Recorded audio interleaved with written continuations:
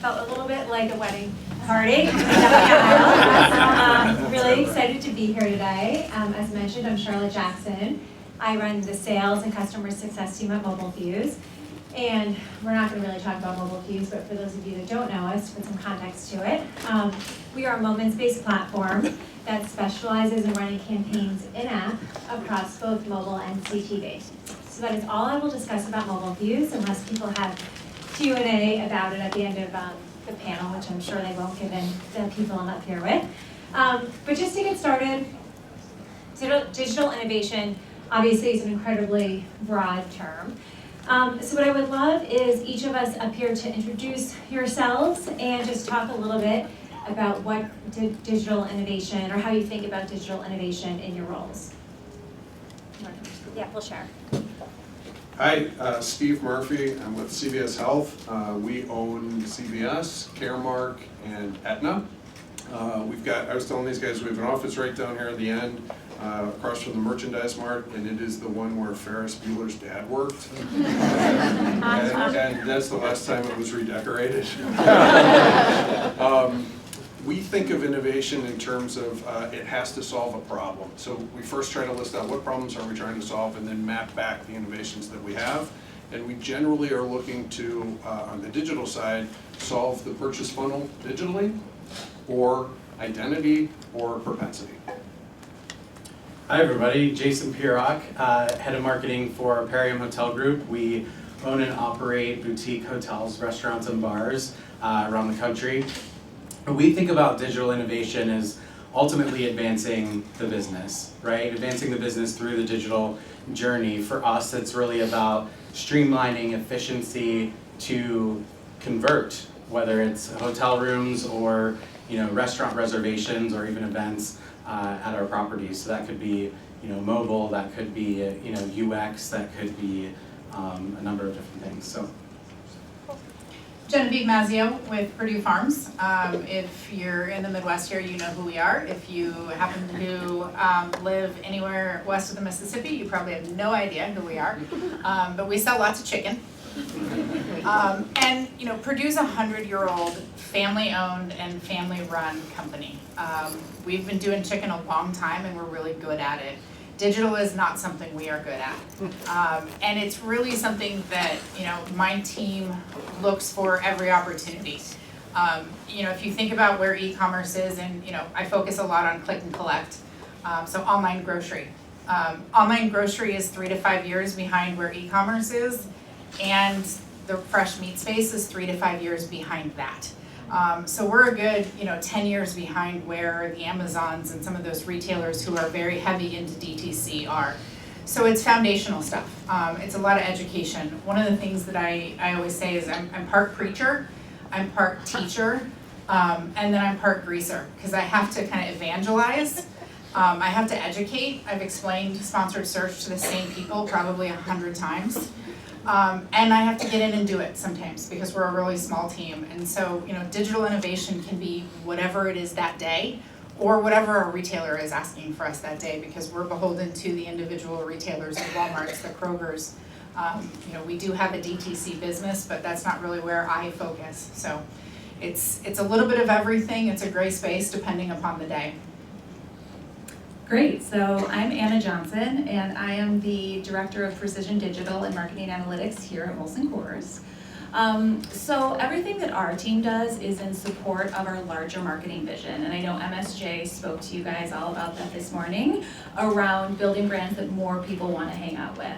So when we think about digital kind of innovation, then as it relates to kind of my team's job around precision digital and data strategy, it's all around finding more effective and relevant ways to bring people into our brands. And that can be really a spectrum of things, from developing more advanced first-party data acquisition programs, or more advanced propensity modeling and targeting, or more custom personalization through our communication. So there's really a spectrum of things that we can do to bring people into our brands. Hi, my name is Andrew McGarry. I'm the Director of Innovation Success at Ulta Beauty. I've been with Ulta Beauty for 16 years, 4 years in digital innovation. We have a dedicated team. Prior to that, I ran Ulta Beauty's CRM space, which was their customer contact strategy lifecycle marketing for Ulta Beauty. In digital innovation, the way that we are set up is we are a dedicated team that does digital innovation. We work off of enterprise. We don't tap into IT. We don't tap into our enterprise resources that run our 1,300 stores. We are a team that focuses on rapid experimentation, experimentation that's with a purpose. We are focused on being relevant to the customer, to our business, understanding our business, knowing where the friction points are. We also want to make sure that we're aware of what's going on in the industry, what's going on in the tech space, what's going on in the beauty space, so we're taking care of near-term needs and long-term needs and being relevant to the customer and trying to create differentiating experiences in the beauty space and in our stores and online. Great, this is all incredibly interesting and very, very different. I think what would be great is just getting, Andrew, if you want to kick us off a few different examples of if people want to share what they've been working on. If Andrew, you want to take Sure, it. I'll take it back then. Everyone wants to hear. So, things that we're working on is we're improving our leveraging AI, ML, natural language processing, VR, virtual reality, augmented reality. Right now, some of the things we're working on is creating our capability in natural language processing so we can do more advanced search.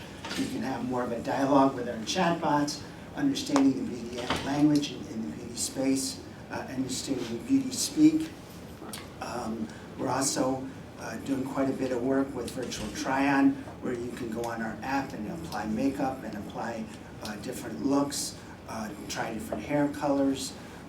So we're doing a lot of enhancing in space, and that big focus for us is skincare too, with skincare being such an important part of health and well-being, and we're positioned well. So now with our app, you can actually scan your face and it'll analyze your face, and then we have AI that drives routines. So we recommend routines for not only offsetting any issues that we're recognizing in the image, but also what would be considered healthy choices and routines that you can do. So trying to meet the customer where she's at or he's at, and providing guidance and being more authoritative.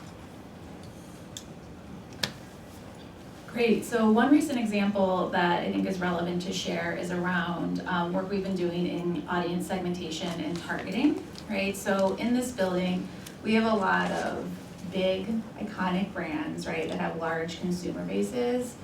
But, you know, at the end of the day, still, not everybody is going to be interested in our big category. And even if they are interested in the category, they might not be receptive to our advertising and take action from our advertising, right?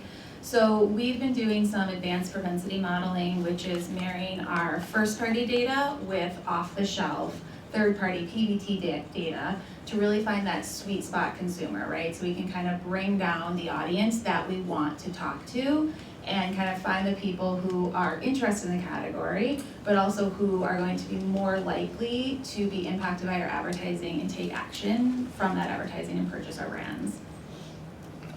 Cool. So one of the big things that I'm working on, you know, talked about how Perdue is sort of still building that foundation, if you will. And we have the benefit of taking from what a lot of companies have already experienced and building upon that. So, you know, thinking about how do we organize content? How do we get that content out into the world? You know, we work with a myriad of retailers. So what Walmart wants is different than what Kroger wants. Any CPG company has had to kind of conquer that. But that also goes back inside the organization. And so spending a lot of time, like I said, educating and evangelizing back into the organization about how do we, you know, why do we do this? What's the point of this, and how is it going to improve the business? Because again, we've been doing chicken a long time, and there's a lot of people who've been doing it really well. So what does digital look like to them, and how do we bring them along on that journey is something that we, you know, have had to tackle using digital in a lot of cases, especially in the last 2 years. Great.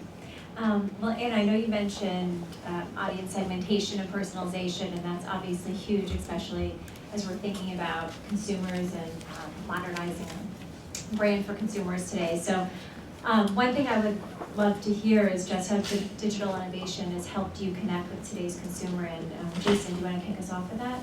Yeah, absolutely. You know, at the end of the day, it's all in the data, right? I mean, our guests for us are telling us what they want and what they're looking for and what they don't like. And so probably not anything new for any of you in the room, but we recently brought on Director of Lifecycle Marketing, which is very atypical in the hospitality space, at least from what I've seen. And his sole focus is really on understanding who our guest is. He's the voice of the guest and makes sure that all of our messaging is consistent across all of those. Most of you probably call it direct DTC, but we call it DTG, direct to guest channels. So that's really been his focus, is really diving into who that is. So. Steve. One of the things that we've been doing as far as personalization is digging into the data. And what we found is that our marketers generally have no idea what's in the data, and our data scientists have no idea what our customer thinks. I'm sure you guys are different, but I believe that it's a lot easier to teach marketers data than it is sometimes to teach data scientists marketing, although it can be done. But we've been undertaking a route to try and go through and break apart the pieces of data that we have so that we can actually educate our marketers on how we use it. One example is that we broke apart our propensity model. If you've never looked at a propensity model, you'll be shocked. Some of the biggest drivers of data in terms of what your customers do may have nothing to do whatsoever with why your customer actually purchases. For example, affinity to golf may be a big driver in your propensity model, but you may be selling, something, cars or something, shoes, something else, something that doesn't seem to relate. And when you break into that data, you're then able as a marketer to take a look and see, okay, now that I know this, how am I going to change the message for this target group? Would I customize it if it is golf, if it's a mover or something like that? With the inventory I picked, be on a different site. So we're going through this process to understand how that segmentation is going to work for us by connecting the dots with these two groups. And Andrew, I know you grew up in the CRM world, so you might have something to comment on. Yes, Ulta Beauty has, as I mentioned before, about 1,300 stores throughout the United States, a little more than 1,300. 96% of our sales comes through our loyalty program. So we have a very high retention rate, so we know who's shopping in our store. We know them by their name. We know a lot of them by their email address. We have a clear line of sight of what they're buying and how they're traversing our categories, and when they're going from mass and prestige, and how they're going cross-category, and we're seeing. So we use artificial intelligence and ML models to identify people as they're migrating through our store and through our products, and we'll do different promotions and different messages for people that are single category. We want them to become cross-category. We'll push samples to them. We use, shifting into CRM, I gotta go back to using the AI models. We use AI models to determine people that are at risk, rather than when you wanna do retention and you see people that have they're no longer active. We have AI models that look at people and say when they're slowing down their pace or when they're changing their buying, and how we want to pulse them and get them back up into a better position. We look at replenishment at the individual level. So we watch people individually, and we watch their buying cycles, and we look at what they're buying, and we say, okay, it's time for replenishment. And we have an AI model that looks at the incrementality of the message. So it says, we don't need to tell them that they need more shampoo. They know that, but they do need to know this. So we have a bunch of different models that run against this data that's very rich, and we do reach outs to them either online, email, in the store. Any touch point that we have, we try to message them and pulse them to keep them cultivated on our customer database. So we're using a lot of the technology. Just as an aside too, we do a lot of virtual try-on with our app and all that, and that allows them to do experimentation and try product without a lot of risk. So we're using a lot of different technologies to reach the customer. Very cool, 96%, that's very, very impressive. Great, so speaking of segmentation, obviously, there's so many different ways that we can slice data as we're talking about up here. How do you think about keeping your brand's messaging consistent when we can reach audiences in so many ways and break them down in so many different ways? Or is it not as important to have one consistent message anymore? Genevieve, you want to take this one?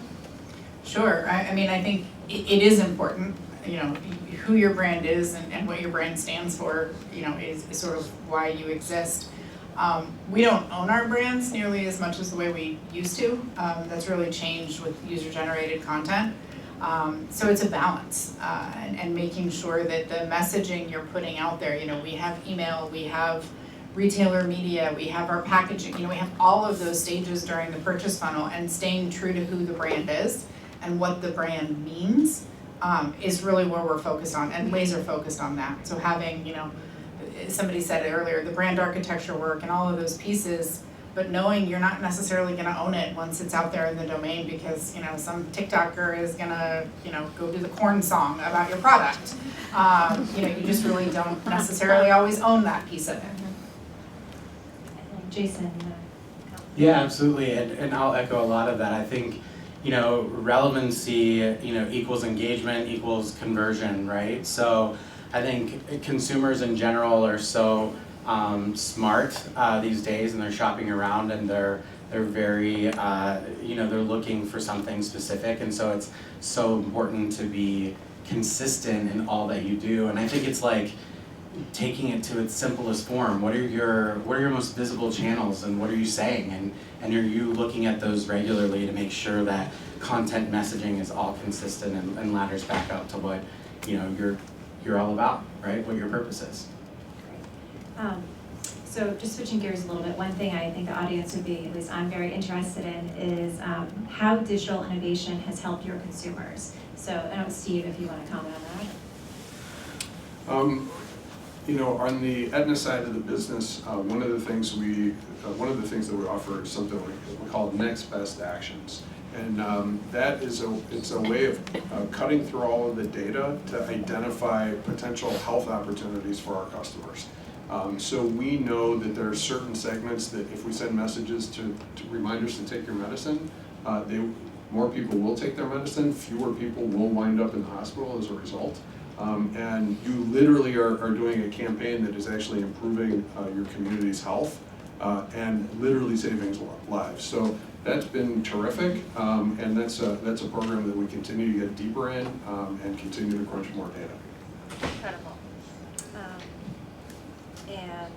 Andrew, do you want to comment on that? Sure. How we've helped the customer? Yeah. Well, digital innovation. Digital innovation, yes. There's a couple ways we've helped the customer during the pandemic, when our testers were removed from our stores and people couldn't try on product. The store associates started using our virtual try-on, and people trying on product at home, and the usage went up, and it made it so that we were prepared and ready for when low touch became more of an issue. So we were well positioned for that. We also use low code, no code, because we're very nimble and fast, and we do that outside of the enterprise. And that low code, no code allowed us to do in-store store locators and be able to make it so that as each state was changing their rules for the health codes and what they could do and curbside pickup and all that kind of thing, we could very nimbly make it so that that individual localized store had the message that was relative to that thing. And then the other piece I would add to is also, of course, relevancy. Relevancy is king. So getting out there and having those models, but putting it in front of the customer, making sure your messaging is relevant to them, relevant to people that you've clustered together, that is meaningful and impactful, and that comes out of a lot of the work we do in AI and ML. Anna, you want to? Yeah, so I'm following up on one example that's about saving lives. I work at a beer company, so put it in perspective, I fall a little flat. But really kind of there's two areas where we think about this in that one, when we bring somebody into our brand worlds, and here I'm kind of talking about when we bring somebody into our first party database, right? They're instantly becoming part of our community where we're giving them ongoing things of value, right? So it's kind of that value exchange pay now in terms of new merch drops, new product launches, discount codes, etc. Right? So it's very kind of like a tactical value in that sense. The other one is kind of what you were talking about, is more around relevancy, right? Using advanced targeting and segmentation to improve consumers' overall ad experience, right? There's plenty of people out there who are never going to buy a Miller Lite, right? Like, we're making it our job to not be sending our ads to those people based on what we know about them and their purchase behavior and their propensity, right? Which hopefully just, gives for a slightly better digital ad experience for these consumers and is beneficial to us. You guys have saved my life many times.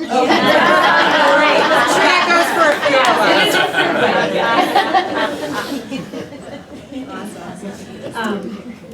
So looking at time, we have 7 minutes, it looks like, so why don't we just end with one final question and then we'll open it up for Q&A, so if you all want to start thinking of your questions. So last question is, what digital innovation are you just loving today? Who wants to go first? I can. You gotta just go down the line. The increasing intersection of beauty and health, the skincare, the routines, that intersection, be able to make a difference with people and help them in a digital way. So that's what I'm most excited about. I'm going to kind of give a out of my direct experience example and give a plug to one of our sister teams around the work that our Miller Lite team has done in the metaverse. It's kind of one area of digital innovation that we haven't really talked about on this panel, so there's been lots of publicity around that, so you should check it out. Okay. One of the things that I'm most excited about, and having CVS and Ulta up here kind of just turns my brain on in so many ways, is retail innovation and sort of how retail is changing with the advent of digital. But digital, while it did for a couple of years, is not supposed to replace the physical experience. It's supposed to improve the experience. And listening to some of the things that Andrew's doing with retail, I think about the grocery store. We're not there yet, but I look at companies like Best Buy, who, if you followed a lot of what they do, they've really taken this concept of showrooming and completely changed their retail footprint. 75% of their store footprint may have been, shopper facing in the past, and they flipped it, and it's now kind of a warehouse and fulfillment center. And 25% of it is for you to go in and, look at stuff. What the AirPods that you want to buy from the store are, so you can just go get them at the pickup counter. But they want you to buy the TV and the sound bar and the speakers and all those other things, as well as add the services on top of it. And so I see kind of the retail innovation and the service innovation that has come, coming back into grocery. Your meat counter and the value that your butcher added to things is sort of super exciting from a grocery perspective. Is taking a lot of the learnings these guys have and applying it to what I do. For me, for us, it's really been like a deeper dive into our websites and really figuring out that journey within the websites, where people are dropping off, and how do we get back in front of them? Like, what is going to keep them there and engaged? We know that, from a hotel perspective, I think there's a stat around 85% of people who leave the site are going to shop for a cheaper price, meaning online travel agencies. And so finding every way possible to capture as much data from them, keep them engaged, and ultimately get them to convert. So a lot of technology and exploration around that in particular. I think my favorite digital innovation right now would have to be that Xfinity added Disney Plus to its platform. And now you can voice search Disney Plus.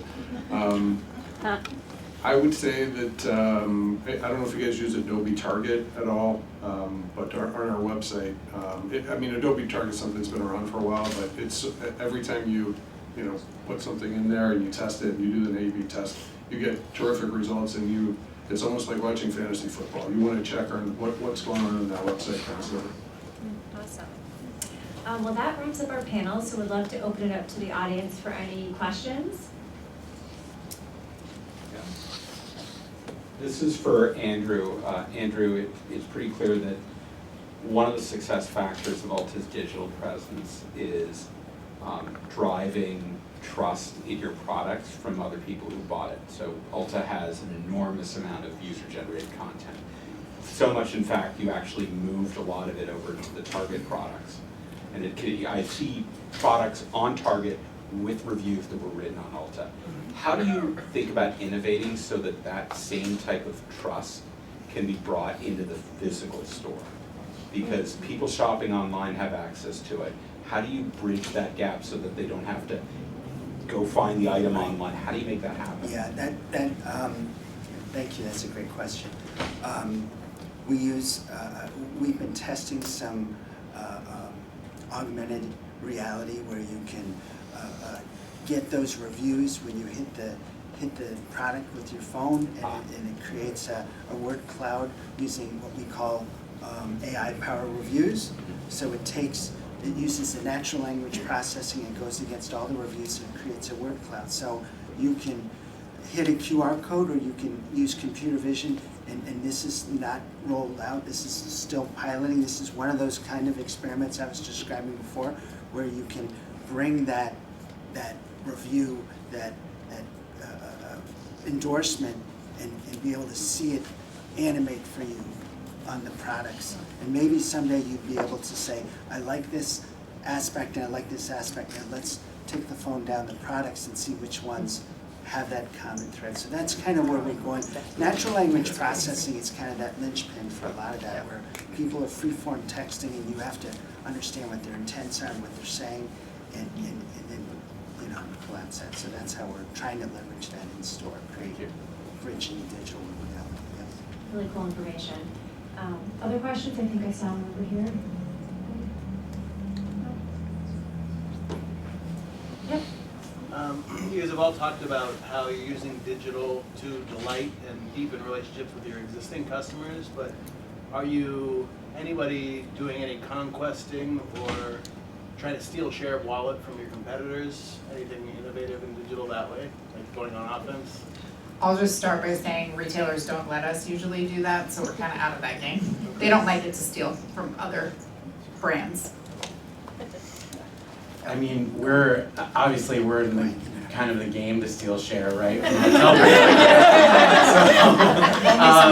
However, I don't know that we're necessarily doing anything super innovative per se, but it's being an independent hotel brand is challenging because you don't have the weight and the equity of the Marriotts and Hiltons and Hyatts of the world, right? So we do have to get a little bit more strategic, and sometimes that comes in the way of spend, or sometimes that just comes in the way of being more scrappy within, like paid search, for example, going after those higher volume terms, whatever it may be, maybe going in a little bit of a different direction than what some of our competitors are. But we'll never steal share from the OTAs, they have way too much money. But we can be more strategic in terms of how we spend and how efficient we are with our spend. Anyone else good? Okay. Any more questions? I know we're about to be at time.